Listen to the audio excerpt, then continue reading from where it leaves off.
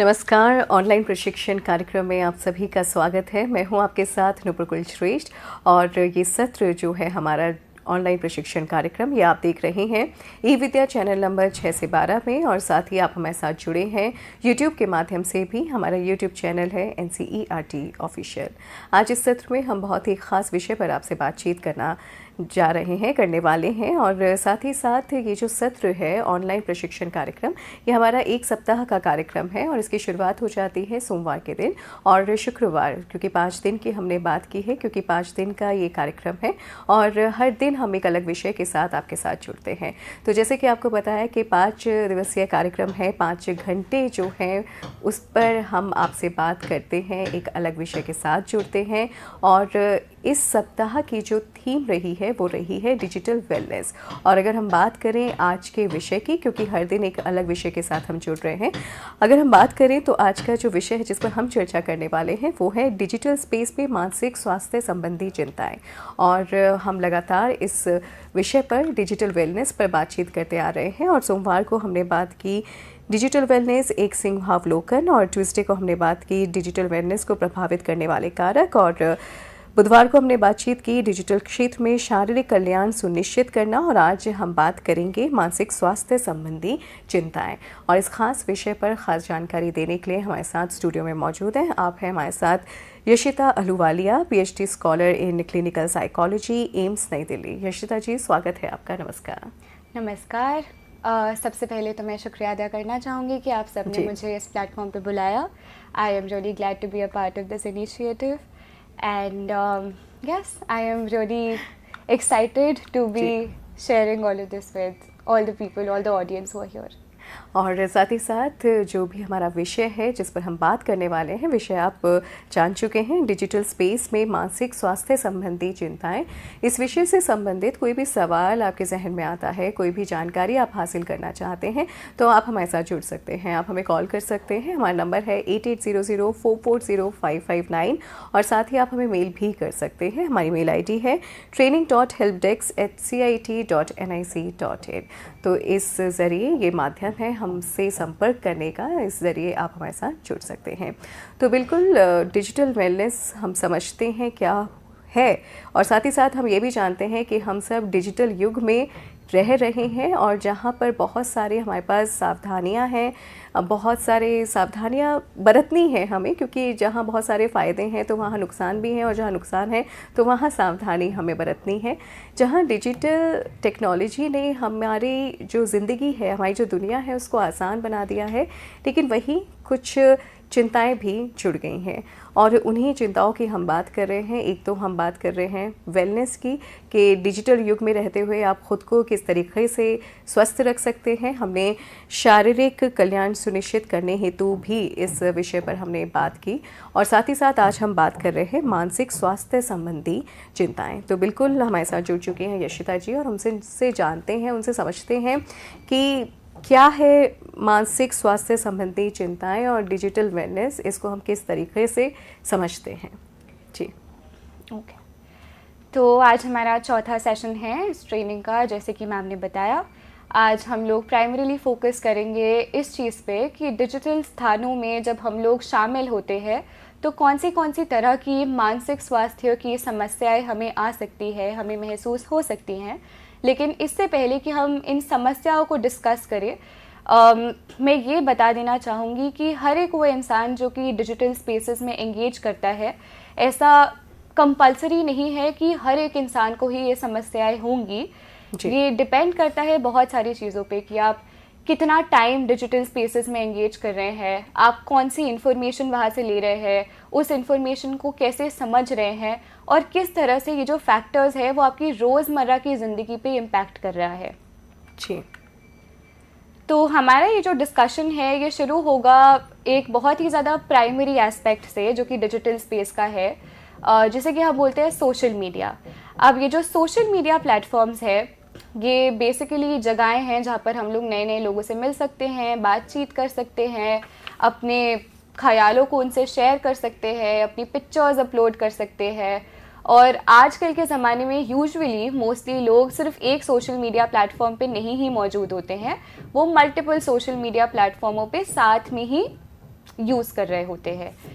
अब ये जो सोशल मीडिया प्लेटफॉर्म है, एक 2023 में रिसेंटली एक सर्वेक्षण हुआ था यूएसए में, जिसमें हमें पता लगा कि आजकल के जो युवा हैं वो अपना काफ़ी सारा टाइम दिन का जो है सोशल मीडिया पे बिताते हैं। लगभग 5 घंटे जो युवा हैं वो सोशल मीडिया पे लगातार हर दिन बिता रहे हैं। और ये जो नंबर है ये लड़कों के लिए थोड़ा कम है एज़ कम्पेयर टू लड़कियां जो है वो अप्रॉक्सीमेटली 5.5 घंटे दिन के सोशल मीडिया पे बिता रही है, और वहीं पे जो लड़के हैं वो 4.5 घंटे सोशल मीडिया पे बिता रहे हैं। तो हमें पता है रीसेंट रिसर्च से कि सोशल मीडिया की जो कंजम्पशन है वो बहुत ज़्यादा बढ़ गई है। अब ये जो डिस्कशन है सोशल मीडिया पे, उसे शुरू करने से पहले मैं आप सबसे, सारी ऑडियंस से एक सवाल पूछना चाहूँगी कि एक बार जब आप अपना फ़ोन उठाते हैं और उस पर स्क्रॉल करना शुरू करते हैं तो कितने टाइम तक आपको ऐसा लगता है कि आप स्क्रॉल ही करते रहते हैं? या तो फिर अगर आपको लगता है कि एक बार फ़ोन उठाने के बाद क्या आपको कोई मुश्किल आती है फ़ोन को वापस दोबारा नीचे रखने में? क्योंकि ऐसे बहुत सारे उपयोगकर्ता है सोशल मीडिया प्लेटफॉर्म्स के जिन्होंने रिपोर्ट किया है कि उन्हें बहुत डिफ़िकल्ट लगता है कि एक बार जब उन्हें फ़ोन उठा लिया है तो उसे नीचे रखना वापस से उन्हें काफ़ी ज़्यादा मुश्किल लगता है। और ऐसा इसीलिए हो सकता है क्योंकि जो सोशल मीडिया प्लेटफॉर्मों का डिज़ाइन होता है वो निर्माण ही कुछ इस चीज़ को दिमाग में रख के किया होता है कि उपयोगकर्ताओं की अधिक से अधिक शामिल करें, उनका अधिक से अधिक टाइम जो है वो सोशल मीडिया पे ही बितवाएं। और ये वो इस तरह से करते हैं कि जो सोशल मीडिया का सॉफ्टवेयर होता है वो यूजुअली ये देख पाता है कि आपको कौन से तरह का जो कंटेंट है वो इंटरेस्ट कर रहा है। फॉर एग्ज़ाम्पल, अगर हमारे पास 2 लोग हैं, हमारे पास एक पर्सन ए है और एक पर्सन बी है, और हमें पता है कि जो पर्सन ए है उसे खाने के वीडियोस बहुत ज़्यादा पसंद आते हैं और जो पर्सन बी है उसको फैशन के वीडियोस बहुत ज़्यादा पसंद आते हैं। तो जब आप इन दोनों की प्रोफाइल्स को कंपेयर करेंगे तो आपको समझ में आएगा कि बहुत डिफरेंट लग रही है एक दूसरे से, क्योंकि जो सोशल मीडिया का सॉफ्टवेयर है उसे पता चल जाता है कि अगर आप एक ही तरह का कंटेंट इस इंसान को दोगे तो फिर वो इसी में ही यूज़ करता रहेगा और वो रुकेगा नहीं। अब ये जो व्यक्तिगत कंटेंट है इससे उनका उपयोगकर्ताओं का अनुभव तो ज़्यादा अच्छा हो जाता है, लेकिन इसमें प्रॉब्लम ये आ जाती है, इसमें दिक्कत ये हो जाती है कि उनका जो व्यसन की क्षमता है इन सोशल मीडिया प्लेटफॉर्मों की वो भी बढ़ जाती है। तो टाइम के साथ साथ हम लोग बहुत ही ज़्यादा टाइम बिताने लग जाते हैं सोशल मीडिया प्लेटफॉर्म्स पर, हम बहुत ही ज़्यादा अपनी एनर्जी दे देते हैं इन सोशल मीडिया प्लेटफॉर्म्स को, और इसकी वजह से एक बहुत ही ज़्यादा इम्पॉर्टेंट हमारे जो लाइफ का एस्पेक्ट होता है जिसे कि हम बोलते हैं व्यक्तिगत संबंध, उनमें बहुत ही ज़्यादा प्रभाव पड़ता है। क्यों? क्योंकि जब हम लोग इतना सारा टाइम सोशल मीडिया पे बिता रहे हैं, हम लोग इतना ज़्यादा टाइम सिर्फ ऑनलाइन बातें करने में बिता रहे हैं, तो हमारा जो आमने सामने की बातचीत करने वाला टाइम है, जो अपने परिवार वालों के साथ या तो फिर अपने दोस्तों के साथ टाइम स्पेंड करने के लिए हमारे पास टाइम है, वो कम होते चला जाता है। तो अगर आजकल के हिसाब से हम देखें तो हमारी जो आज की जनरेशन है उसमें हमें दिखता है कि बहुत ही ज़्यादा लोनलीनेस लोग फील कर रहे हैं, बहुत ही ज़्यादा अकेलापन उनको महसूस होता है, क्योंकि जो उनकी रोज़मर्रा की कॉन्वर्सेशंस है, जो रोज़मर्रा की बातें हैं, वो बहुत ही ज़्यादा कम हो चुकी हैं। एक और ग्रुप जिसको कि ये चीज़ बहुत ही ज़्यादा इम्पैक्ट करती है वो है हमारे आजकल के बच्चे, क्योंकि उनका जो अमाउंट है सोशल मीडिया को और इंटरनेट को यूज़ करने का वो बहुत ज़्यादा बढ़ गया है, जिसकी वजह से वो आजकल बातें नहीं करते हैं अपने दोस्तों से, और उसकी वजह से प्रॉब्लम ये आने लग गई है कि बहुत सारे सोशल स्किल्स होते हैं, बहुत सारे सामाजिक कौशल होते हैं जो कि हमें डेवलप करते हैं हम लोग बचपन से ही, धीरे धीरे लोगों से बात कर करके। जब हम लोग लोगों से बात करते हैं तो हमें समझ में आता है कि हमें कैसा महसूस हो रहा है, हमको ये भी समझ में आता है कि आसपास के लोगों को कैसा महसूस हो रहा है, हमें ये भी समझ में आता है कि उनके एहसास जो है वो हमारी भावनाओं से डिफरेंट हो सकते हैं, अलग हो सकते हैं। और ये सारी जो स्किल्स है, ये सारे जो कौशल है, ये हमें बहुत ही ज़्यादा मदद करते हैं। कोई भी अगर उनसे विवाद हो जाए या कोई भी लड़ाई हो जाए अपने आसपास के लोगों से, उनको सॉल्व करने में बहुत ज़्यादा हेल्प करते हैं। लेकिन जब हमारे अंदर ये स्किल्स डेवलप ही नहीं होंगी तो बड़े होकर इन वाले बच्चों को काफ़ी ज़्यादा समस्याएं आ सकती है उनकी पर्सनल लाइफ में, उनकी दोस्तों के साथ, उनकी जो इंटरपर्सनल लाइफ बनेगी इसके बाद। एक और चीज़ जो कि सोशल मीडिया पे देखी जाती है वो ये है कि अक्सर सोशल मीडिया पर दिखाई जाने वाली सारी चीज़ें असल ज़िंदगी से भिन्न अलग हो सकती हैं, और ये वाली चीज़ जो है ये बहुत सारे लोगों को समझ में नहीं आती है। जैसे कि अगर आप पहले वाले पिक्चर में देखेंगे तो आपको दिखेगा कि एक इंसान है जिसने बहुत ही ज़्यादा खुश होकर अपनी पिक्चर डाल रखी है सोशल मीडिया पे, लेकिन अगर हम लोग उसके साइड वाली ही पिक्चर देखें तो हमें दिखेगा कि असल ज़िंदगी में वो इतना अच्छा नहीं फील कर रहे हैं। दूसरी वाली पिक्चर में भी 3 दोस्त साथ में बैठे हुए हैं, हमें लग रहा है कि बहुत फ़न कर रहे हैं, पिक्चर में मज़ा कर रहे हैं, हंस खेल रहे हैं, लेकिन जब हम लोग देखते हैं उन्हें असल ज़िंदगी में तो हमें नज़र आता है कि वो लोग एक दूसरे से बात भी नहीं कर रहे हैं, वो फ़ोन पे लगे हुए हैं। तीसरी वाली पिक्चर में भी हमें दिख रहा है कि ये जो इंसान है, ये जो लड़की है, ये बहुत ही ज़्यादा फ़न कर रही है, किसी वेकेशन में सुंदर सी जगह पे गई है, लेकिन असल ज़िंदगी में वो अपने घर पे है और उसने सिर्फ एक वॉलपेपर लगा रखा है जो कि उस डेस्टिनेशन का है। और चौथे वाले में भी एक बहुत ही ज़्यादा फेमस ट्रेंड जो कि रिसेंटली शुरू हुआ था, जिसका नाम था this is how I woke up, जिसमें लोग जो है वो अपनी उठते ही फ़ोटोज़ डालने लग गए थे, दैट मैं ऐसे ही लगती हूँ जब मैं उठती हूँ, जो कि काफ़ी ज़्यादा बाद में पता लगा था कि लोग मेकअप करके या तैयार होकर ये फ़ोटोज़ डालने लग गए थे, बिकॉज़ रियलिस्टिकली ऐसा पॉसिबल नहीं है कि सब लोग एकदम ही सुंदर होके उठे। लेकिन ये चीज़ जो है ये बहुत सारे लोगों को समझने में इसको कठिनाई होती है, और उन्हें लगता है कि जो भी सोशल मीडिया पे दिख रहा है सब कुछ सच है, और इसकी वजह से वो अपने आप को बाकी लोगों से तोलने लग जाते हैं, जिसे कि हम बोलते हैं सामाजिक तुलना। अब इसमें क्या होता है कि हम लोग अपने आप से क्वेश्चन करने लग जाते हैं, अपने आप से प्रश्न पूछने लग जाते हैं कि क्या मैं ठीक कर रहा हूँ, क्या मैं काफ़ी कर रहा हूँ, क्या मुझे और करना चाहिए, क्या मुझे इससे ज़्यादा बढ़ के कुछ करना चाहिए जैसे दूसरे लोग कर रहे हैं, जिसकी वजह से बहुत सारी भावनाएं हमारे अंदर उठ सकती हैं। जैसे कि हमें लग सकता है कि हम अनुवित हैं, हम काफ़ी नहीं हैं, हमारे अंदर ईर्ष्या की भावनाएं भी जग सकती हैं कि हमें अपनी ज़िंदगी नहीं पसंद आ रही है बट हमें दूसरे की ज़िंदगी ज़्यादा पसंद आ रही है। इसकी वजह से जिस तरह से हम खुद को देखते हैं, जो हमारा आत्मा धारणा है या तो फिर जो हमारी आत्म छवि है, उस पर भी बहुत ज़्यादा प्रभाव पड़ सकता है, जिसकी वजह से हमारा जो आत्मविश्वास है और हमारा जो आत्मसम्मान है उसमें कमी आ सकती है। अब धीरे धीरे जब हमें बहुत ज़्यादा सेल्फ डाउट होने लगता है तो उस टाइम पे हम लोग भी कई बार वही वाला बिहेवियर शुरू कर देते हैं जो कि बाकी लोग कर रहे हैं, जिसको कि हम लोग बोलते हैं डिजिटल पूर्णतावाद। डिजिटल पूर्णतावाद में क्या होता है कि लोग सिर्फ अपने ज़िंदगी के कुछ अच्छे हिस्से ही सोशल मीडिया पे दिखाना पसंद करते हैं और बाकी की ज़िंदगी वो अपने तक ही रखना पसंद करते हैं। तो जब हम देखते हैं कि बाकी लोग भी यही कर रहे हैं तो हम लोग भी वही सेम चीज़ करने लग जाते हैं और ये एक लूप में बदल जाता है। जैसे कि अगर आप पहले वाले पिक्चर में देखेंगे तो आपको दिखेगा कि वो असल में कुछ और इसको लग रहा है और सोशल मीडिया पे वो कुछ और पोस्ट कर रहे हैं, जिसकी वजह से हम क्वेश्चन करने लगते हैं खुद को कि क्या हम काफ़ी हैं, क्या हमें और अच्छा होना चाहिए, क्या हमें और अच्छा करना चाहिए। और जब ये प्रश्न हमारे में ज़्यादा हो जाते हैं तो हम लोग भी वही सेम चीज़ करने लगते हैं जो कि बाकी के लोग कर रहे हैं। एक बार जब हम लोग इस साइकिल में स्टक हो जाते हैं, फंस जाते हैं, तो हमारे लिए काफ़ी ज़्यादा डिफ़िकल्ट हो जाता है उससे बाहर निकलना। उसके बाद आता है ई व्यक्तित्व का कॉन्सेप्ट। अब ई व्यक्तित्व जो है वो एक गंभीर रूप है डिजिटल पूर्णतावाद का ही। इसमें क्या होता है कि एक इंसान है और वो अपने 2 रूप क्रिएट कर लेता है, एक उसका ऑनलाइन के लिए होता है और एक उसका असल ज़िंदगी के लिए होता है। लेकिन परेशानी इसमें ये आती है कि ऑनलाइन में वो एक बहुत ही ज़्यादा अलग इंसान लग रहे होते हैं, लेकिन ऑफलाइन में जब हम लोग उनसे मिलते हैं तो फिर वो हमें बिल्कुल ही अलग इंसान लग रहे होते हैं। और इसमें ये जो डिफरेंस आ जाता है हमारे सेल्स में, इससे बहुत ही सारे कंसर्न्स शुरू हो सकते हैं, जिसकी वजह से लोगों को बाद में प्रोफेशनल मदद की ज़रूरत पड़ सकती है।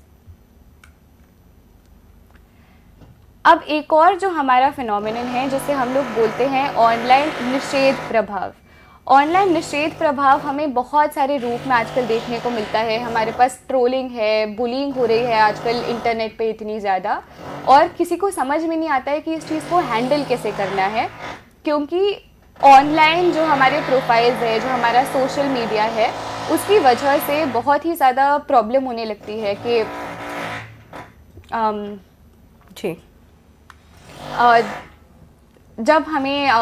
जब हमें पता है कि हमारा एक ऐसा प्रोफाइल बन सकता है जिसमें कि हमें नाम डालने की ज़रूरत नहीं है, जिसमें कि हमें अपनी फ़ोटो डालने की ज़रूरत नहीं है, हमें पता है कि हम गुमनाम हैं, तब हमें ये समझ में ऐसा लगता है कि अब हम कुछ भी कर सकते हैं। तो कुछ लोगों को हम लोग बहुत सारे कमेंट्स लिख देते हैं, बहुत सारे वीडियोस बना देते हैं उन पे, जो कि रियल लाइफ में अगर हमें वो लोग मिलेंगे तो हम उनसे ये सब चीज़ें नहीं बोल पाएंगे, क्योंकि उस टाइम पे हमें पता होगा कि ये सब चीज़ें करने के परिणाम होंगे। और जब हम लोग सोशल मीडिया पे होते हैं या ऑनलाइन होते हैं तो फिर हमें इस चीज़ का डर नहीं लगता है। अब इस चीज़ के बहुत ही ज़्यादा हानिकारक परिणाम हो सकते हैं उस इंसान के लिए जिसके लिए कि ट्रोलिंग या बुलिंग हो रही है, बिकॉज़ उनको बहुत बार समझ में नहीं आता है कि इस चीज़ से डील कैसे करना है। अगला वाला जो हमारा कॉन्सेप्ट है उसे हम बोलते हैं फियर ऑफ मिसिंग आउट। ये हम सब ने कई बार सुना होगा, कई बार महसूस भी किया होगा। इसे हम लोग रोज़मर्रा की लैंग्वेज में फोमो बोलते हैं। काफ़ी सारे बच्चों को पता होगा इसके बारे में। और इसमें हमें ये लगता है कि हमें बार बार अपने फ़ोन को चेक करने की ज़रूरत है कि किसी ने हमें कोई इम्पॉर्टेंट मैसेज तो नहीं भेजा, किसी ने कोई ऐसी पिक्चर तो नहीं डाली जो कि हमें देखनी चाहिए, कोई वेकेशन पे तो नहीं जा रहा है, छुट्टी मनाने तो नहीं जा रहा है, कोई ऐसी जॉब का इंटरव्यू तो नहीं दे रहा है जो कि हमको भी देना चाहिए। तो ये जो डर है कि कोई ऐसी चीज़ मुझसे मिस आउट ना हो जाए जो कि महत्वपूर्ण है, उसकी वजह से हम बार बार जाके अपना फ़ोन देखते हैं। लेकिन इसमें दिक्कत ये आती है कि आजकल की जो रिसर्च है वो हमको ये बता रही है कि जैसे ही हम लोग अपना फ़ोन खोलते हैं हमें लगता है कि इसकी वजह से हमारी जो बेचैनी घबराहट है वो थोड़ी कम हो जाएगी, हमारा डर जो है वो चले जाएगा। लेकिन उसका उल्टा हो जाता है, बिकॉज़ जैसे ही हम फ़ोन खोलते हैं तो बहुत बार ऐसा होता है कि हमें कुछ ना कुछ तो दिख ही जाता है जो कि कोई और इंसान कर रहा है और हम नहीं कर रहे हैं, और उसकी वजह से हमारी जो बेचैनी घबराहट है वो और भी ज़्यादा बढ़ जाती है। तो ये जो एक और साइकिल शुरू हो रही है कि हम लोग कोई चीज़ शुरू कर रहे हैं अपनी बेचैनी घबराहट को कम करने के लिए, लेकिन उसकी वजह से हमारी बेचैनी घबराहट और ही ज़्यादा बढ़ रही है, वो एक साइकिल बन जाता है और उससे भी बाहर निकलना बहुत ही ज़्यादा मुश्किल हो जाता है। इसके बाद हमारे पास एक कॉन्सेप्ट है जिसे हम बोलते हैं सोशल मीडिया थकान। इसे हम लोग सोशल मीडिया फटीग भी बोल सकते हैं, और ये बिल्कुल अच्छा एग्जाम्पल है इस चीज़ को कब बोलने का कि जब हम लोग किसी भी चीज़ को बहुत ज़्यादा कर लेते हैं तो उससे दिक्कत आती ही है। तो अब इसमें क्या होता है कि जब हम लोग सोशल मीडिया का बहुत ही ज़्यादा भरपूर यूज़ कर लेते हैं तो हमारा जो शरीर है वो हमें खुद ही बोलना शुरू कर देता है कि थोड़ा सा ब्रेक ले लो। अब इसमें क्या होता है कि हमारे बहुत ही ज़्यादा शारीरिक सिम्टम्स बाहर आने लग जाते हैं, हमें बहुत ज़्यादा थकावट महसूस होने लग जाती है, हमें या तो फिर नींद में दिक्कत आने लग जाती है या तो फिर नींद बहुत ज़्यादा आने लग जाती है। और अगर हम लोग मानसिक लक्षणों की बात कर रहे हैं तो हमें बेचैनी घबराहट ज़्यादा होने लग जाती है, हमें चिड़चिड़ापन ज़्यादा होने लग जाता है, और हमें एक इच्छा होती है कि हम सोशल मीडिया को थोड़े टाइम के लिए बिल्कुल छोड़ देते हैं, क्योंकि कभी कभार सोशल मीडिया पे जो इन्फॉर्मेशन हमको मिलती है वो इतनी ज़्यादा भारी हो जाती है हमारे दिमाग के लिए कि उसमें ओवरलोड हो जाता है, जिसकी वजह से उसे लगता है कि थोड़े टाइम का हमें ब्रेक देना चाहिए। तो कभी भी अगर आपको ऐसा लग रहा है कि आपका शरीर और आपका दिमाग आपको कोई संकेत देने की कोशिश कर रहा है तो उसको डेफिनेटली सुनना चाहिए और समझना चाहिए और वही करना चाहिए जो कि आपका शरीर आपको करने के लिए बोल रहा है। इसके बाद हमारे पास आता है इंटरनेट व्यसन विकार। अब इंटरनेट व्यसन विकार एक ऐसी चीज़ है जिसमें कि हमें इंटरनेट की लत लग जाती है, और इसके जो कुछ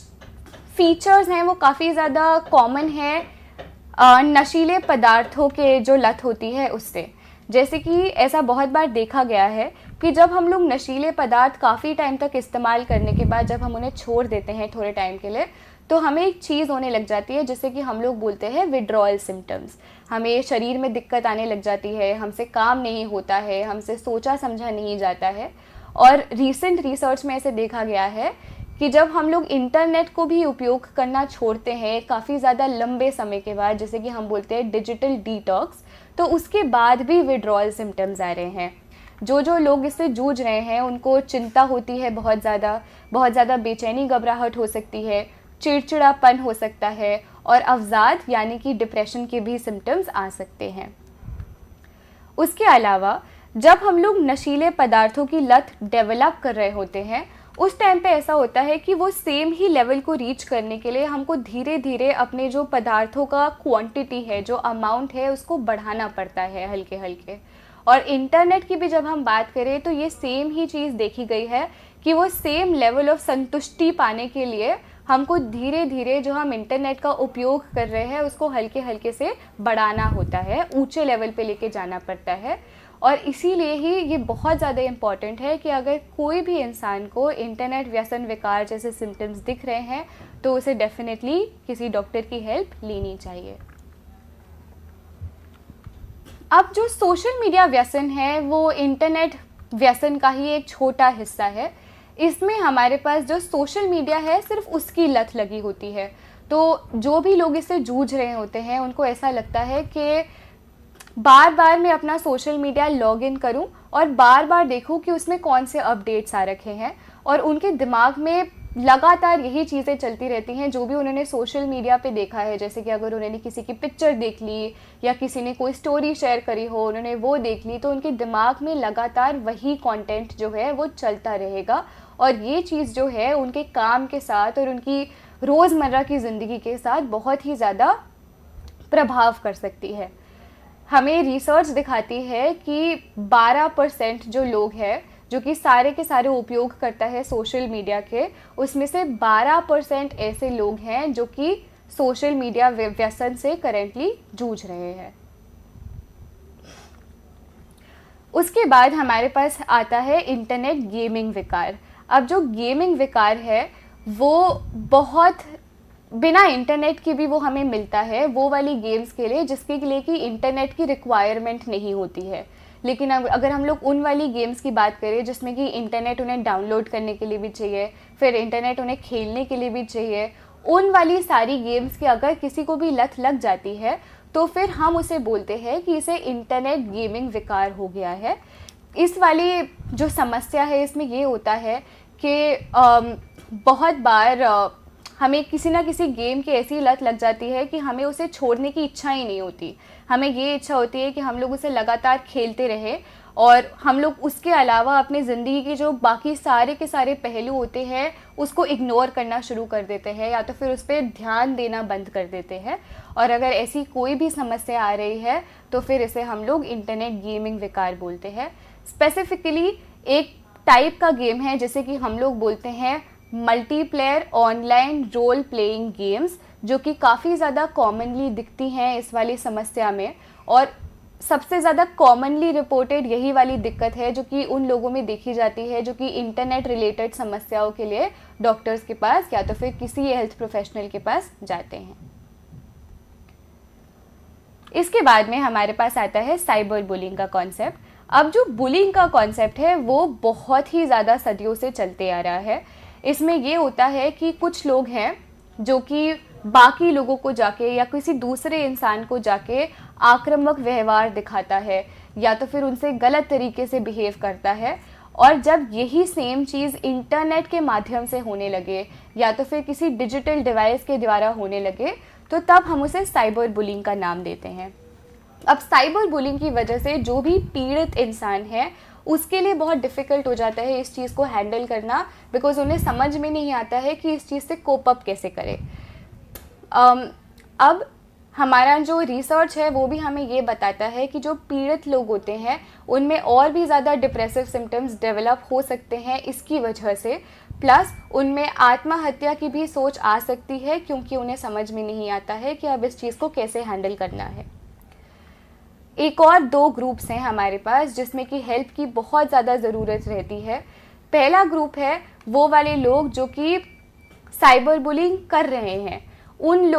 लोगों में भी देखा गया है कि बहुत ही ज़्यादा व्यवहार संबंधी समस्याएं आ रही हैं जिनके लिए कि उन्हें हेल्प लेनी चाहिए। प्लस वो वाले लोग भी जो कि पहले जिनके साथ बुलिंग हो चुकी है और अब वो वाला जो गुस्सा है और वो वाली जो चिढ़ है वो बाकी लोगों पे निकाल रहे हैं। इन वाले लोगों को हम लोग बोलते हैं बुली विक्टिम्स। और इनको भी,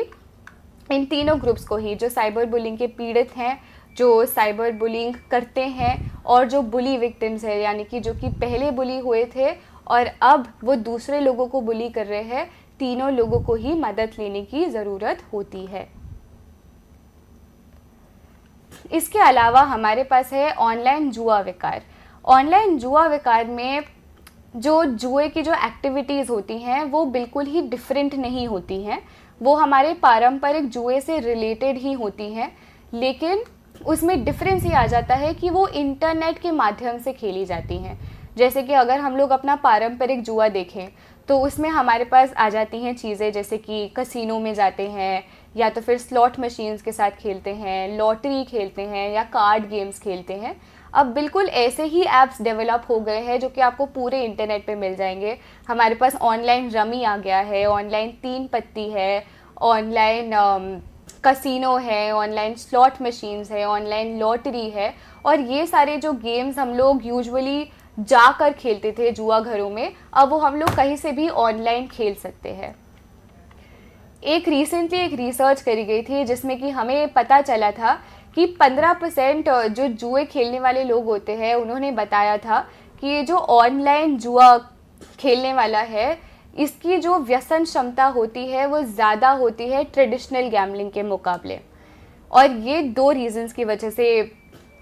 माना गया है। सबसे पहला रीज़न ये है कि जो ऑनलाइन जुआ होता है वो बहुत ही ज़्यादा एक्सेसिबल हो जाता है लोगों के लिए, उसको यूज़ करना बहुत ज़्यादा इजी होता है। आपको उसके लिए जुआ घर में जाने की ज़रूरत नहीं पड़ती। आप अगर ट्रैवल कर रहे हैं तो आप वहाँ पर खेल सकते हैं, अगर आप घर पे बैठे हैं तो आप वहाँ पर भी खेल सकते हैं, अगर आप काम पे हैं तो आप वहाँ पर भी खेल सकते हैं। प्लस आप लंबे समय के लिए इस चीज़ को खेल सकते हैं। जैसे कि आप किसी जुआ घर में गए तो आपको वहाँ से वापस आने की जल्दी रहेगी, लेकिन इस चीज़ में ऐसा कोई टाइम गैप नहीं होता है, जिसकी वजह से जो दिक्कत है वो और भी ज़्यादा बढ़ सकती है। दूसरी चीज़ ये होती है कि ऑनलाइन जुआ खेलने में गुमनामी भी एक फैक्टर है जो कि काफ़ी ज़्यादा इम्पॉर्टेंट है, काफ़ी ज़्यादा महत्वपूर्ण हो गया है। तो इसमें हमारे पास ये होता है कि अगर हम लोग ऑनलाइन खेल रहे हैं तो हम अपना नाम जो है वो अलग डाल सकते हैं, कुछ भी डाल सकते हैं, और वहीं पे जब हम लोग किसी जुआ घर में जा रहे हैं तो लोग हमें देखेंगे, लोग को पता चलेगा कि हम जुआ खेल रहे हैं, जिसकी वजह से बहुत सारे ऐसे लोग हैं जो कि जुआ खेलना छोड़ देते हैं। लेकिन ऑनलाइन जुए में ये चीज़ नहीं हो पाती है, ज़्यादा एक्सेसिबिलिटी रहती है, ज़्यादा कॉन्फिडेंशियलिटी रहती है, जिसकी वजह से लोग इसको खेलते रहते हैं और धीरे धीरे अपने खेलने का अमाउंट भी बढ़ाते रहते हैं। इसके बाद हमारे पास आता है ऑनलाइन खरीदारी व्यसन। ऑनलाइन खरीदारी व्यसन तब से ही शुरू हो पाया है जब से हमारे पास बहुत सारे ऑनलाइन ऐप्स आए हैं देखने के लिए कि हम लोग ऑनलाइन शॉपिंग कहाँ से कर सकते हैं। हमारे पास मिंत्रा आ गया है, वी हैव अमेज़ॉन, फ्लिपकार्ट आ गया है, आजियो आ गया है। और इन सारे ऐप्स के आने के बाद बहुत सारे लोग एक ऐसी समस्या से जूझ रहे हैं कि वो कंट्रोल नहीं कर पाते हैं, वो अपनी इच्छा पे नियंत्रण नहीं रख पाते हैं और बार बार ऑनलाइन सामान को ऑर्डर करते रहते हैं। अब चाहे तो उनको उस सामान की ज़रूरत हो, चाहे तो उनको इस सामान की ज़रूरत ना हो। और ये जो बिहेवियर है, ये जो व्यवहार है, ये चलता रहता है, चाहे उनको कोई पैसे की दिक्कत हो रही हो, या तो फिर उनके रिश्तों में कोई दिक्कत हो रही हो, या तो फिर उनकी शारीरिक में कोई दिक्कत हो रही हो, या तो फिर कोई भी दिक्कत हो रही हो, लेकिन उनसे इस चीज़ पे नियंत्रण नहीं रखा जाता है। उसके अलावा बहुत सारे फीचर्स होते हैं इन ऑनलाइन ऐप्स के, जिसकी वजह से हमारा ये जो व्यसन व्यवहार है या तो फिर जो व्यसन की क्षमता है वो और भी ज़्यादा बढ़ जाती है। जैसे कि ये जो इजी रिटर्न और रिफ़ंड का सिस्टम आ गया है, और ये जो विश लिस्ट और कार्ट का सिस्टम आ गया है कि बार बार हमें वो नोटिफिकेशंस भेजते रहते हैं। इसकी वजह से खुद को डिस्ट्रैक्ट करना बहुत ही ज़्यादा डिफ़िकल्ट हो जाता है लोगों के लिए, क्योंकि बार बार उन्हें ये जो फ़ोन है, जो नोटिफिकेशंस है, वो याद दिलाते रहते हैं कि इस चीज़ को ख़रीदना है। उसके बाद हमारे पास एक और समस्या है जिसे कि हम बोलते हैं डिजिटल संचयन व्यवहार। अब संचयन व्यवहार जो है वो बिना इंटरनेट के भी हो सकता है। जैसे कि जब हम लोग बहुत ही ज़्यादा चीज़ें इकट्ठी करने लग जाएं, जो कि हमें पता भी है कि अगर किसी काम हमारे नहीं आएंगी फ्यूचर में, तो इन वाले लोगों का अगर आप घर जाके देखेंगे तो उसमें इतने बड़े बड़े पाइल्स बने होते हैं, चीज़ें जो वो इकट्ठी करके रखते हैं उनके, जिसकी वजह से बहुत ही ज़्यादा क्लटर हो जाते हैं, बहुत ही ज़्यादा डिसऑर्गेनाइज्ड हो जाती हैं चीज़ें। वहीं पे ही अगर हम लोग इसको डिजिटल रूप में बात करने की इसकी कोशिश करें या डिजिटल रूप में इसको समझने की कोशिश करें, तो बहुत सारे लोग जिनकी डिजिटल डिवाइसेस होती है, जैसे फ़ोन हो गया, आईपैड हो गया, लैपटॉप हो गया, इस पे वो पूरे के पूरे अपने जो डिजिटल चीज़ें हैं उसको स्टोर करने लग जाते हैं। जैसे कि उनके पास बहुत ही सारी फ़ोटोज़ हैं, बहुत सारी वीडियोज़ हैं, बहुत सारे वो डॉक्यूमेंट्स डाउनलोड करने लग जाते हैं, बहुत सारे एप्लीकेशंस डाउनलोड करने लग जाते हैं, बहुत सारे फाइल्स और फोल्डर्स इकट्ठे करने लग जाते हैं, और वो इस चीज़ में ये नहीं सोचते हैं कि ये बाद में इस्तेमाल होगी या नहीं होगी, बाद में ये मेरे यूज़ आएगी या नहीं आएगी, जिसकी वजह से जब वो डिलीट नहीं करते हैं इन सारे के सारे सामान को, तो उनका जो पूरा का पूरा डिवाइस है वो बहुत ज़्यादा क्लटर्ड हो जाता है, बहुत ज़्यादा भर जाता है, और बाद में अगर उन्हें कोई चीज़ ढूंढनी होती है तो फिर वो मिल नहीं पाती है इतने ज़्यादा क्लटर की वजह से। और इस चीज़ में देखा गया है कि उनके काम पे बहुत ज़्यादा फ़र्क और असर पड़ने लग जाता है। इसके बाद हमारे पास एक कॉन्सेप्ट है जिसे कि हम बोलते हैं डिजिटल व्याकुलता। अब ये एक ऐसी चीज़ है जो कि ऑलमोस्ट हम सब ने कभी ना कभी तो महसूस करी ही होगी, अगर हमारे पास कोई इंटरनेट कनेक्शन है या तो फिर हमारे पास कोई डिजिटल डिवाइस है। अब इसको अगर बहुत ही सिंपल भाषा में मुझे एक्सप्लेन करना हो तो मैं यही बोलूँगी कि मेरे सामने बहुत सारा काम रखा है और मेरे पास बहुत सारे लोग हैं जिनसे मुझे मिलना है जाके, या तो फिर मुझे कोई महत्वपूर्ण बात करनी है, और यहाँ पे मेरा फ़ोन रखा है। और कई बार ऐसा होता है कि हम लोग ये सारा काम छोड़ के, अपने ज़िंदगी के सारे महत्वपूर्ण लोगों को छोड़ के हम लोग फ़ोन उठा लेते हैं और फ़ोन पे हम लोग स्क्रॉल करते रहते हैं और देखते रहते हैं कि कौन सा वाला कंटेंट आ रहा है। इसकी वजह से बहुत बार हमारे जो काम है या तो फिर हमारे जो संबंध है वो बहुत ही ज़्यादा सफ़र करने लग जाते हैं, क्योंकि हमारा जो पूरा का पूरा ध्यान है वो हमारी डिजिटल डिवाइस पे चला जाता है या तो फिर हमारे इंटरनेट पे चला जाता है। इसके अलावा हमारे पास एक फैक्टर है जिसे हम बोलते हैं टेक्नो स्ट्रेस। अब टेक्नो स्ट्रेस अगर मुझे एग्जाम्पल से समझाना हो तो ये एक ऐसा फिनोमिनन है जो कि बहुत बार देखा गया था कोविड के टाइम पे। तो कोविड के टाइम पे बहुत सारे लोगों को बहुत ज़्यादा प्रेशर पड़ गया था कि उन्हें टेक्नोलॉजी अब सीखनी ही पड़ेगी। जैसे कि अगर हम टीचर्स के बारे में बात करें तो बहुत सारे टीचर्स जब ऑफलाइन नहीं पढ़ा पा रहे थे तो उन्हें ऑनलाइन कैसे पढ़ाना है वो सीखना पड़ा था। उन्हें देखना पड़ा था कि माइक्रोसॉफ्ट टीम्स को कैसे यूज़ करा जाता है या गूगल मीट को कैसे यूज़ करा जाता है, जूम को कैसे यूज़ करा जाता है। और इस सब को देखने में ही जो एनर्जी लगती है, इस सब को सीखने में जो एनर्जी लगती है, जो प्रेशर फील होता है किसी भी इंसान को, उसको हम टेक्नो स्ट्रेस बुलाते हैं। तो आजकल की ज़िंदगी को अडेप्ट करने के लिए हमें ये जो सब चीज़ें सीखनी पड़ती है कि इस डिवाइस को कैसे यूज़ करते हैं या इस ऐप को कैसे यूज़ करते हैं या इस वेबसाइट को कैसे यूज़ करते हैं, उस सब का नाम हमने टेक्नो स्ट्रेस रखा है। इसके बाद आता है हमारा कनेक्टिविटी का विरोधाभास। अब कनेक्टिविटी एक ऐसी चीज़ है जो कि हम लोग यूजुअली उसे अप्रिशिएट ही करते हैं, हम लोग उसके लिए ग्रेटफुल ही होते हैं कि हमेशा हम लोग किसी को भी मैसेज भेज सकते हैं, उनका हाल चाल पूछ सकते हैं, हम लोग कभी भी किसी भी टाइम पे किसी भी इंसान से कनेक्ट हो सकते हैं, और इस चीज़ के लिए हमेशा हम लोग ग्रेटफुल रहते हैं। लेकिन ये जो कनेक्टिविटी हमेशा ही हमारे साथ होती है, इसके बहुत सारे बुरे वाले साइड्स या तो फिर डिसएडवांटेजेस भी हो सकते हैं। जैसे कि अगर मुझे इसे किसी एग्जाम्पल से समझाना हो तो लेट्स से कि हमारे पास दो लोग हैं, उसमें से जो हमारा पहला इंसान है वो 50 साल पहले की बात करते हैं कि वो काम से अभी आए हैं और वो घर गए हैं अपने और अभी 5 बज रहे हैं। 5 बजे के बाद जितना भी उनके पास टाइम होगा वो पूरा का पूरा अपने लिए होगा और अपने परिवार वालों के लिए होगा। उस टाइम पे उन्हें काम के लिए कोई भी डिस्टर्ब नहीं कर सकता है, क्योंकि कोई ऐसा सोर्स ही नहीं है जिससे कोई भी उनको रीच कर पाए या तो फिर कोई भी उन तक पहुंच पाए। लेकिन अगर हम लोग आज के टाइम पे ही किसी एम्प्लॉय को देखते हैं, किसी काम करने वाले इंसान को देखते हैं और हम देखते हैं कि वो अभी 5 बजे घर पहुंचा है, लेकिन 7 बजे के करीब ही उसको एक मेल आ जाता है उसके किसी बॉस से या तो फिर सुपरवाइज़र से, जो कि उसे बता रहे हैं कि अब ये वाला काम करना है या अब ये वाली पीपीटी बनानी है। तो इसमें दिक्कत ये आ जाती है कि चाहे तो अभी इस इंसान को ये काम नहीं भी करना हो, तब भी उनके दिमाग में ये चीज़ बैठ जाती है कि अच्छा ये कल करना है। तो उनके जो पर्सनल टाइम से, उनका जो पर्सनल स्पेस है, उससे जो टाइम चले जाता है, उस चीज़ की वजह से बहुत ज़्यादा टेंशन हो सकती है लोगों को, बहुत ज़्यादा ओवरलोड हो सकता है, और ऐसा हो सकता है कि उनको ऐसा लगने लग जाए कि मेरे से ज़िंदगी हैंडल नहीं हो रही है क्योंकि बहुत ज़्यादा हो गया है। इसके बाद हमारे पास आते हैं अवसाद के सिम्टम्स, जो कि इंटरनेट को यूज़ करने की वजह से होते हैं। अब सिर्फ एक चीज़ नहीं है जो कि इंटरनेट पे अवसाद के सिम्टम्स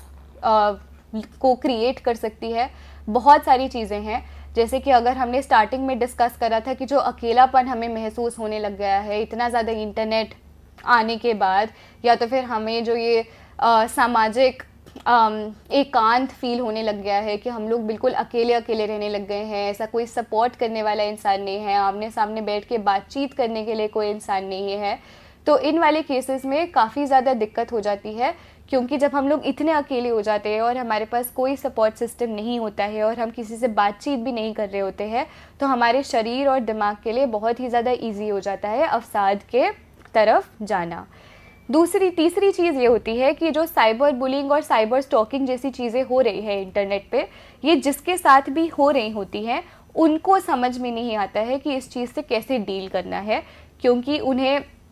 पता नहीं है कि ये कौन इंसान कर रहा है। उसे आइडेंटिफाई करना भी बहुत ही ज़्यादा मुश्किल होता है, जिसकी वजह से जो भी इंसान इससे जूझ रहा होता है उसके लिए बहुत ज़्यादा डिफ़िकल्ट हो जाता है और उनको अवसाद के सिम्टम्स हो सकते हैं।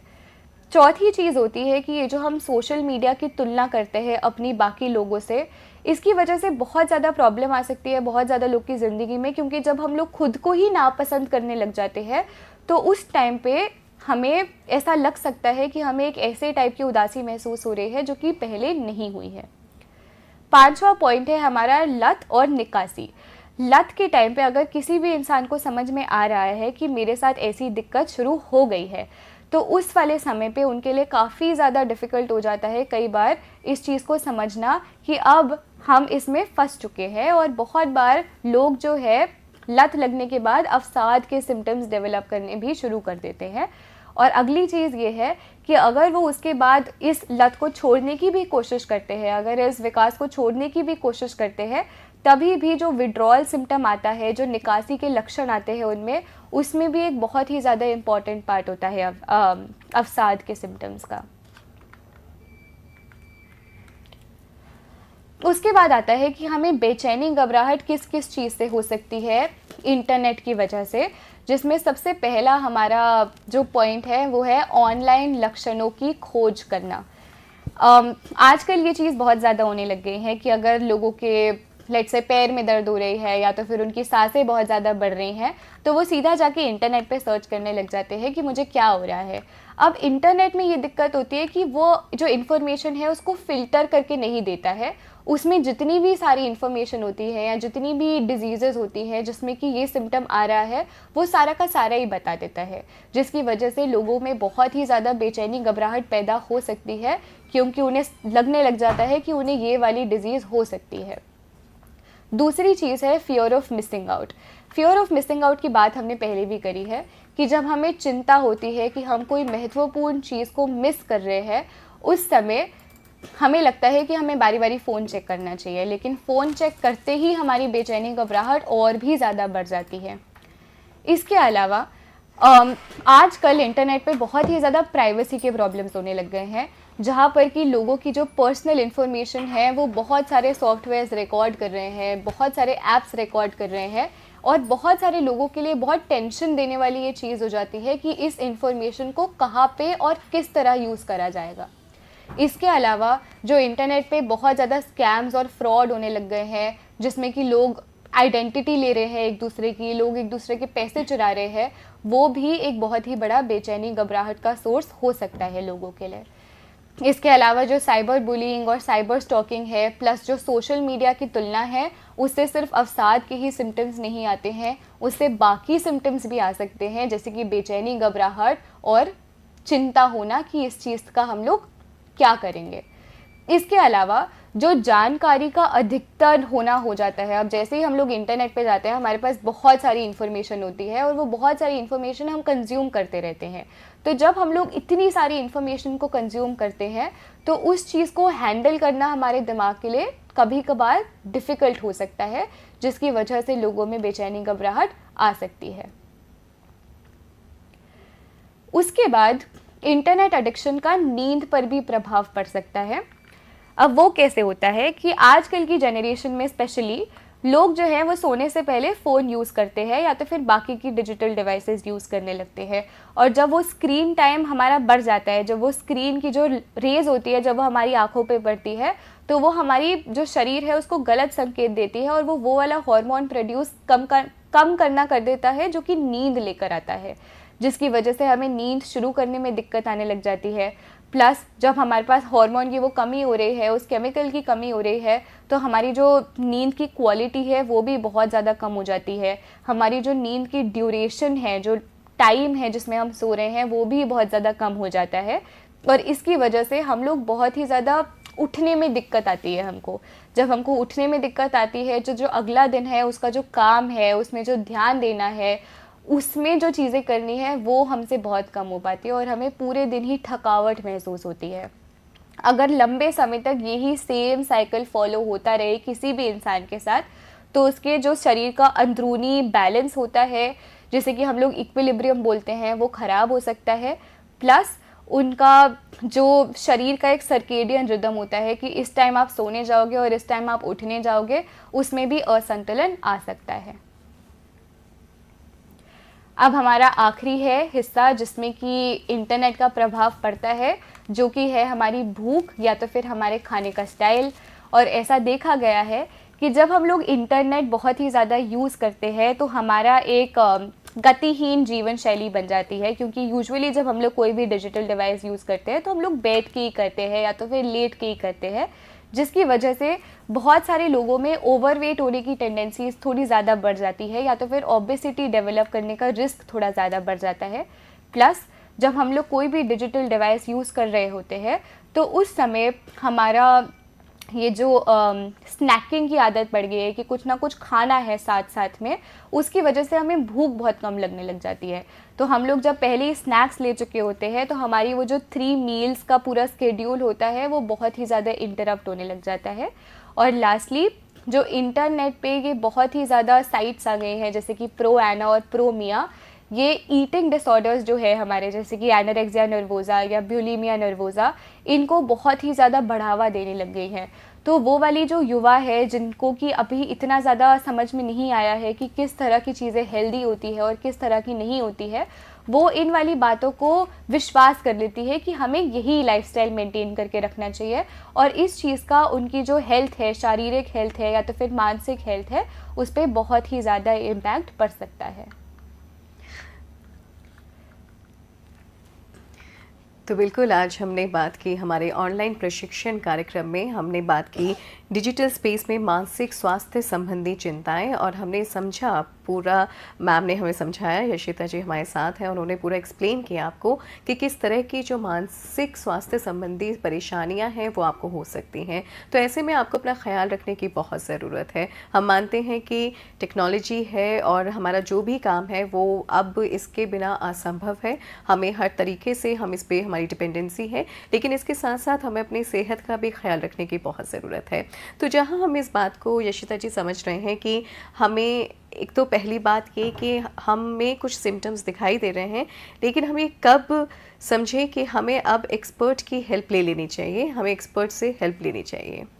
जी, और अगर एक्सपर्ट की बात करें साथ ही, तो हमें किससे संपर्क करना चाहिए, who is the right person? Okay, तो ऐसा कोई स्पेसिफिक टाइम नहीं है कि जब आपको एक्सपर्ट के पास जाने की ज़रूरत पड़ती है। अगर आपको कभी भी ऐसा लग रहा है कि आपको कोई ऐसी दिक्कत हो रही है जो कि पहले नहीं होती थी, या तो फिर ऐसा कोई भी व्यवहार दिख रहा है, या तो फिर कोई नया लक्षण दिख रहा है जो कि पहले नहीं दिखता था, तो उस टाइम पे आप बिना सोचे समझे कभी भी किसी भी प्रोफेशनल के पास हेल्प लेने जा सकते हैं और वो आपका डाउट क्लियर कर देंगे कि हेल्प लेने की ज़रूरत है या नहीं है। लेकिन अगर एक स्पेसिफिक टाइम पीरियड चाहिए कि इस टाइम पर तो जाना ही है, तो वो एक ऐसा टाइम पीरियड होगा कि जब आपको लग रहा है कि ये जो भी परेशानी आ रही है जी। इसकी वजह से आपकी जो रोज़मर्रा की ज़िंदगी है उसमें दिक्कतें आ रही हैं। तो क्या हम इनको कुछ, जैसे कि आपने कई चीज़ें आपने हमारे साथ डिस्कस की कि हमारे किस तरीके से स्लीपिंग पैटर्न को ये डिस्टर्ब करता है, किस तरह से हमारी मेंटल हेल्थ पे इसका इफेक्ट आ रहा है, लेकिन क्या और भी कुछ ऐसे संकेत हैं और लक्षण हैं जिनसे हमें ये समझना चाहिए कि हाँ अब हमें देरी नहीं करनी चाहिए? जी। अब जैसे हमने इतने सारे समस्याओं के बारे में बात करी, सबके सिम्टम्स बिल्कुल अलग अलग हैं एक दूसरे से। ऐसे बहुत ही कम होंगे सिम्टम्स जो कि सब शेयर कर रहे हैं कॉमन में। लेकिन अगर हमने पहले वाला जो पार्ट है जिसमें हमने बात करा कि हम अपनी तुलना करने लग जाते हैं लोगों से, अगर हमें ऐसा लग रहा है कि सोशल मीडिया देखते ही हमारे पूरे दिमाग में इतने सारे ख्याल भर रहे हैं कि हम खुद को क्वेश्चन करते जा रहे हैं, खुद से प्रश्न पूछते जा रहे हैं, खुद से ही हम लोग अपने बारे में ख़राब सोचते जा रहे हैं, और हमें समझ में आ रहा है कि उसकी वजह से हमारे आत्मसम्मान पे या तो फिर हमारे कॉन्फिडेंस पे जो इम्पैक्ट आ रहा है, जैसे ही हमें लगे कि इंटरनेट को यूज़ करने से हम पे कोई भी प्रभाव पड़ रहा है जो कि हम नहीं चाहते हैं कि पढ़े, जो कि हमारी ज़िंदगी की बाकी चीज़ों को भी इम्पैक्ट कर रहा है, तब हमें समझ आना चाहिए कि अभी हमें हेल्प लेने की ज़रूरत है। और अगर हम बात करें तो जो सोशल मीडिया है इसका इस्तेमाल हम देखते हैं कि सभी एज ग्रुप के लोग कर रहे हैं, बच्चे भी हैं उसमें, टीनेजर्स भी हैं और ओल्ड एज पीपल भी हैं। तो जैसे कि बच्चे हैं, अगर उनको ऐसा कुछ लगता है तो क्या वो स्कूल में भी टीचर से काउंसलिंग ले सकते हैं इस बारे में? डेफिनेटली, आई थिंक अगर टीचर्स और पेरेंट्स भी इसमें किस तरह का रोल मैम प्ले कर सकते हैं? अगर जैसे किसी भी बच्चे को रियलाइज़ हो रहा है कि ये मेरे साथ प्रॉब्लम आ रही है, तो वो सबसे पहले तो ये देख सकता है कि कौन सा ऐसा इंसान है जो कि उसके लिए रीचेबल है, कौन सा ऐसा इंसान है जिससे कि वो ट्रस्ट कर सकता है। जैसे कि हमारे पास बहुत बार टीचर्स होते हैं जिन्हें हम लोग एक्चुअल में ट्रस्ट कर पाते हैं, तो उनसे जाके बात करना जो है बच्चों के लिए थोड़ा ज़्यादा ईजी होता है। और टीचर्स बहुत इंपॉर्टेंट लिंक बन सकते हैं between the child and the parent और इवन द प्रोफेशनल। तो वो जो बच्चे की चीज़ें हैं वो सीधा जाके पेरेंट्स को बता सकते हैं उनके कंसेंट के थ्रू। एक और चीज़ कि टीचर्स जो है वो बच्चों को बहुत ज़्यादा ऑब्जर्व कर सकते हैं, क्योंकि हर रोज़ बच्चे स्कूल आते हैं, हर रोज़ वहीं पे ही होते हैं। तो अगर जैसे हमें दिख रहा है कि कोई इंसान कोई भी बच्चा है जो कि दिन में बहुत ऐसे बिल्कुल ही वीक लग रहा है, उससे काम नहीं हो रहा है, वो सो रहा है बहुत ज़्यादा क्लास में आके, तो उस टाइम पे हम उससे पूछ सकते हैं कि कोई दिक्कत तो नहीं हो रही है। प्लस जो हमारे स्कूल के काउंसलर्स होते हैं वो अगर अच्छी रैपो बिल्ड कर लेते हैं स्टूडेंट्स से, तो स्टूडेंट्स के लिए बहुत ही ज़्यादा इजी हो सकता है उनको रीच आउट करना। और मैनेजमेंट जो है, इंटरनेट का मैनेजमेंट है या यूज़ का मैनेजमेंट है या तो फिर उस चीज़ को इंटरप्रेट करने का मैनेजमेंट है, उस चीज़ में काउंसलर्स बहुत अच्छी तरीके से उनकी हेल्प कर सकते हैं। और साथ ही साथ ये तो हम समझ गए कि टीचर्स जो हैं वो भी हेल्प करें और पेरेंट्स भी ध्यान वॉच करें कि बच्चे क्या देख रहे हैं और क्या नहीं देख रहे हैं। और स्क्रीन टाइम जो है वो सबका ही अपने हिसाब से उनको देखना चाहिए कि इससे ज़्यादा ना देखें, क्योंकि वो सबकी हेल्थ पे इफ़ेक्ट कर रहा है। इसके साथ ही हम समझ रहे हैं मैम कि हमें प्रॉब्लम है, हम जान रहे हैं, सिम्टम्स भी हैं, लेकिन हम हेल्प नहीं सीख कर रहे हैं। तो ऐसे में क्या किया जाए? क्योंकि कई बार हम कहते हैं कि डॉक्टर्स को दिखाना है, और जब हम मानसिक स्वास्थ्य की बात करते हैं तो लोग उससे कंफर्टेबल नहीं होते कि लोग क्या सोचेंगे, पर वो नहीं जाना चाहते और डॉक्टर को नहीं दिखाना चाहते। ऐसी सिचुएशन में क्या करें? अब अगर ऐसी सिचुएशन है, जैसे कि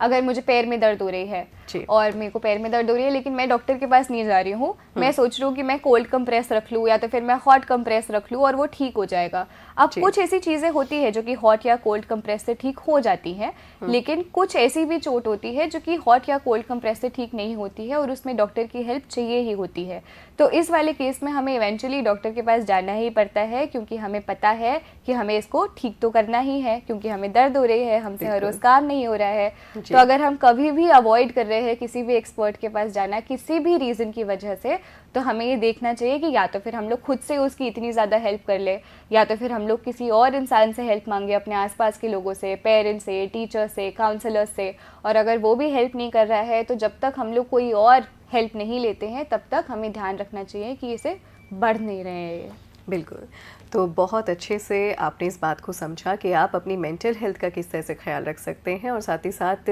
हमने बात की है आपकी फ़िज़िकल हेल्थ को लेकर भी। तो आप समझिए कि आपकी ओवरऑल हेल्थ के लिए कितना आपको टेक्नोलॉजी का यूज़ करना है, डिजिटल वेलनेस को कैसे आपको बनाए रखना है। तो आप इस हमारी जो चर्चा है उसके माध्यम से समझ रहे हैं। बहुत बहुत शुक्रिया मैम हमारे साथ जुड़ने के लिए। हमारे साथ आप हैं यशिता अहलुवालिया और पीएचडी स्कॉलर हैं आप क्लिनिकल साइकोलॉजी में एम्स नई दिल्ली से। और आज हमारे साथ जुड़ने के लिए एक बार फिर से आपका शुक्रिया। शुक्रिया। और साथ ही साथ आप हर दिन जैसे हमारे ऑनलाइन प्रशिक्षण कार्यक्रम में जुड़ रहे हैं और आप जानते हैं कि जो इस कार्यक्रम का आखिरी दिन होता है उस दिन हम एक असेसमेंट जो है वो लेकर आते हैं। जब पूरे 5 दिन हो जाते हैं तो आप इस असेसमेंट के ज़रिए हमारा जो ऑनलाइन प्रशिक्षण कार्यक्रम है उसमें आप पार्टिसिपेट करते हैं और एक सर्टिफिकेट भी हम आपको प्रोवाइड करते हैं। तो यहाँ पे मैं आपको बिल्कुल बताना चाहूँगी कि आप किस तरीके से पार्टिसिपेट कर सकते हैं। आप देख रहे हैं हमारी स्क्रीन, आप यहाँ पर लॉगिन करें, आप cit.ncert.gov.in, उसके बाद आप एक्टिविटीज़ सेक्शन में जा सकते हैं और यहाँ पर वर्कशॉप और ट्रेनिंग आप इस सेक्शन में जाएंगे और यहाँ पे आप देखेंगे करंट एक्टिविटी और प्रोग्राम टाइटल जिस पर हम बात कर रहे हैं डिजिटल वेलनेस पर ऑनलाइन प्रशिक्षण। इस पर आप क्लिक करेंगे तो यहाँ पर आपको पूरी जानकारी इस कार्यक्रम से संबंधित मिल जाएगी। और जैसे कि हमने चर्चा की थी कि पहले दिन हमने बात की थी कि डिजिटल वेलनेस एक सिंहावलोकन, उसके बाद डिजिटल वेलनेस को प्रभावित करने वाले कारक, और फिर हमने तीसरे दिन बात की डिजिटल क्षेत्र में शारीरिक कल्याण सुनिश्चित करना, और आज के दिन हमने बात की डिजिटल क्षेत्र में मानसिक कल्याण सुनिश्चित करना। और साथ ही साथ कल जो हमारा आज के दिन हमने बात की डिजिटल क्षेत्र में मानसिक स्वास्थ्य संबंधी चिंताएं, और जो कल का हमारा विषय है वो है डिजिटल क्षेत्र में मानसिक कल्याण सुनिश्चित करना। तो 5 दिन के लिए ये जो हमारा अलग अलग विषय रहे हैं और आप यहाँ पे पूरी इन विषय से संबंधित जानकारी आपको मिल गई है कि कौन कौन से टाइटल हैं, कौन भाग ले सकता है। आप देख सकते हैं कि कोई भी इसमें जो भी रुचि रखते हैं वो इसमें भाग ले सकते हैं, चाहे वो विद्यार्थी हों, शिक्षक हों, शिक्षक प्रशिक्षक हों, अभिभावक हों। और साथ ही साथ इसका क्या उद्देश्य है ये भी आप यहाँ पर जान सकते हैं। हम आपको अवेयर कर रहे हैं, डिजिटल वेलनेस पर हम बात कर रहे हैं और आपकी हेल्थ की बात हो रही है। साथ ही साथ यहाँ पे आपको पूरे कार्यक्रम की अनुसूची दी जाएगी हर विषय के साथ जो हमारे रिसोर्स पर्सन हैं, और साथ ही साथ अगर किसी वजह से आपने वीडियो जो है वो मिस कर दिया है, लाइव आप हमारे साथ नहीं जुड़ पाए हैं, तो यहाँ पे सारे जो वीडियो हैं उनके लिंक दिए गए हैं। आप यहाँ पे इन सभी कार्यक्रमों को एक बार फिर से देख सकते हैं। और साथ ही साथ आप कैसे भाग ले सकते हैं, तो भाग लेने के लिए आपको रजिस्ट्रेशन करना होगा। पंजीकरण के लिए आप लिंक पर क्लिक करेंगे या फिर आप साथ ही QR कोड जो है आप उसको स्कैन कर सकते हैं। उसके साथ साथ आप हमारे साथ जुड़े हैं ई विद्या के माध्यम से चैनल 6 से 12 में, और साथ ही YouTube के माध्यम से भी आप हमारे साथ जुड़े हैं। अब हम बात करते हैं कि जो ऑनलाइन पाठ्यक्रम में आप नामांकन कैसे कर सकते हैं। तो दीक्षा पोर्टल जो है कल आपको इस सत्र के बाद ये जो है ऑनलाइन जो पाठ्यक्रम है ये अपलोड हो जाएगा, और उसके बाद 7 बजे तक पाठ्यक्रम का जो लिंक है वो इसी पेज पर दीक्षा पोर्टल पर आप देख सकते हैं। और साथ ही साथ आप ये सारी वीडियोस देखेंगे और इससे संबंधित जो है असेसमेंट होगा, सवाल पूछे जाएंगे, और अगर आप 70% से ज़्यादा मार्क्स जो है स्कोर करते हैं तो आपको प्रमाण पत्र भी दिया जाएगा, आपको एक सर्टिफिकेट प्रोवाइड किया जाएगा। ये जो प्रमाण पत्र है वो आप तक पहुंच सकता है 15 से 20 दिन में, और अगर इस ड्यूरेशन तक, इस दौरान ये प्रमाण पत्र आप तक नहीं पहुंचता तो आप दीक्षा पोर्टल पर ही शिक्षक सहायता में जाकर अपना जो क्वेरी है, जो शिकायत है, उसको आप दर्ज करा सकते हैं। और साथ ही साथ अगर इस प्रोग्राम से संबंधित कोई सुझाव या कोई प्रतिक्रिया आप देना चाहते हैं तो आप ये QR जो कोड है उसको स्कैन कर सकते हैं या फिर इस लिंक पर भी जा सकते हैं। और किसी भी तरह के फीडबैक के लिए, जानकारी के लिए आप हमें training.helpdesk@cit.nic.in पर मेल कर सकते हैं, और साथ ही आप हमें कॉल कर सकते हैं 8800440559 पर, ये हमारा नंबर है। तो आज बहुत ही ख़ास विषय पर हमने आपसे बातचीत की, और डिजिटल स्पेस में मानसिक स्वास्थ्य संबंधी चिंताएं। तो आप खुद समझदार हैं, जानकारी देना हमारा काम है, लेकिन उस जानकारी पर इम्प्लीमेंट करना आपको है। तो आप समझिए कि क्या सही है आपके लिए, क्या गलत है, और बस जुड़े रहिए, क्योंकि किसी चीज़ को आप उसके साथ रहना भी ज़रूरी है। ये हमारी नीड है और इससे हम दूर भी नहीं रह सकते, लेकिन साथ ही साथ हम किस तरीके से मैनेज कर सकते हैं चीज़ों को, ये आप पर निर्भर करता है। आज के इस सत्र में बस इतना ही। अब मैं नुपुर कुल श्रेष्ठ आपसे लेती हूँ इजाज़त। नमस्कार।